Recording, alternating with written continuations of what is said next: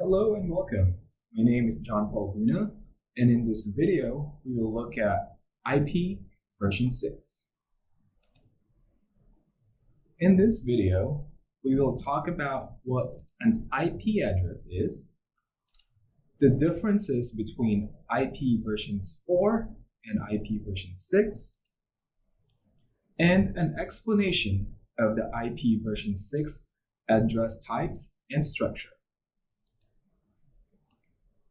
So what is an IP address? IP, or Internet Protocol address, is like your home address.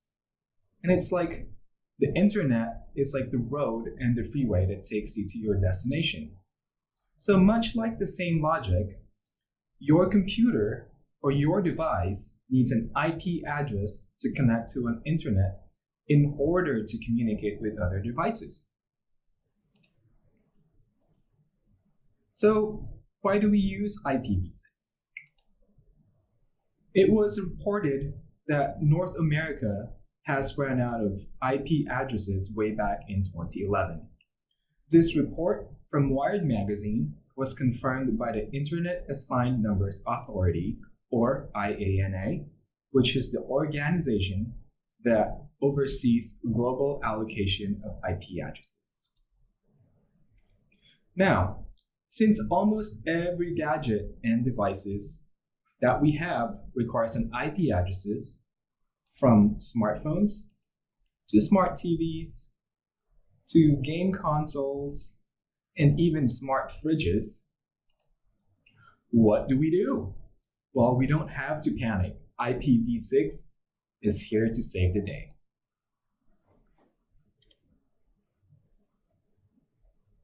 Here are some comparisons between IPv4 and IPv6. IPv6, or Internet Protocol version 6, is the newest version of the Internet Protocol, which is used by computers and networks to communicate with each other. IPv6 was developed to accommodate the eventual exhaustion of the current version of Internet Protocol addressing, which is IPv4. IPv4 was first introduced in 1980. IPv6 was introduced in 1999, and it was developed by the Internet Engineering Task Force, or IETF, to circumvent the eventual exhaustion of IPv4. One big difference that IPv6 has is that it uses 128 bits compared to IPv4, which only uses 32 bits. In this example, we can see that for IPv4, the address is 192.168.10.1, and it's using a numerical notation and using a period or a dot as its delimiter to separate the addresses into 4 octets. So this is the 1 octet, another octet, the 3rd octet, and the last octet. And then on the other hand, IPv6 uses alphanumeric notation and uses colons to separate the address into 8 hexadecimal. So there's 1, 2, 3, 4, 5, 6, 7, and 8.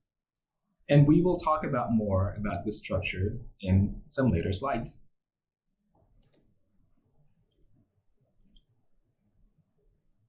Another major difference is that IPv4 only has 3,706,452,992 public usable addresses, while IPv6 has 340 undecillion available addresses.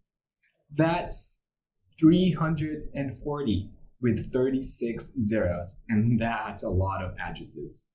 So next, let's take a look at IPv6 addressing and its structure. First, we'll take a look at link local address. Link local addresses are usually locally used, meaning they are not routable. They are used on each interface in a network, and that their address prefix starts with an FE80. In this example, we are using FE80 000 0000 0000 227 BA 3210 001 for our IPv6 address. Notice that consecutive hexadecimal of zeros can be shortened to a double colon. So for this example, it will look something like this. So our PC1 or PC0 will have that address, and our PC1 in this same network, in our same local area network, will have a 002 address. Also, note that link local addresses are most often assigned automatically through stateless address auto configuration. Next is global unicast address. A global unicast address is a routable address that can be assigned to a router, a client machine, or any device in the network that allows internet connectivity. It is equivalent to IPv4's public IP address. In this example, we have two separate networks, Network A and Network B.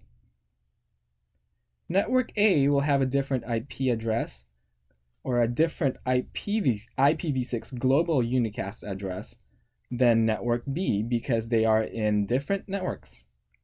In this example, PC1 that belongs in Network A will have this IP address, and PC2 that belongs in Network B will have this IP address. I should note that the first three hexadecimal is called the site prefix, and you can see that the third hexadecimal is different in the two IP addresses because they belong in two separate networks. The next, fourth hexadecimal is called a subnet ID, and the rest of the hexadecimal is for the interface ID. And lastly, we'll talk about unique local address, or EULA. EULA is meant to be used in an internal network. They are routed on the internal network, and they cannot be routed into the internet. Unique local address is equivalent to IPv4's private addresses, and their prefix starts with FD00. Just like this example. So the first two characters in the first hexadecimal is the prefix, followed by the global ID, the subnet ID, which is similar to the global unicast address, and the interface ID. Well, that concludes this short video. Thank you very much, and thank you for watching.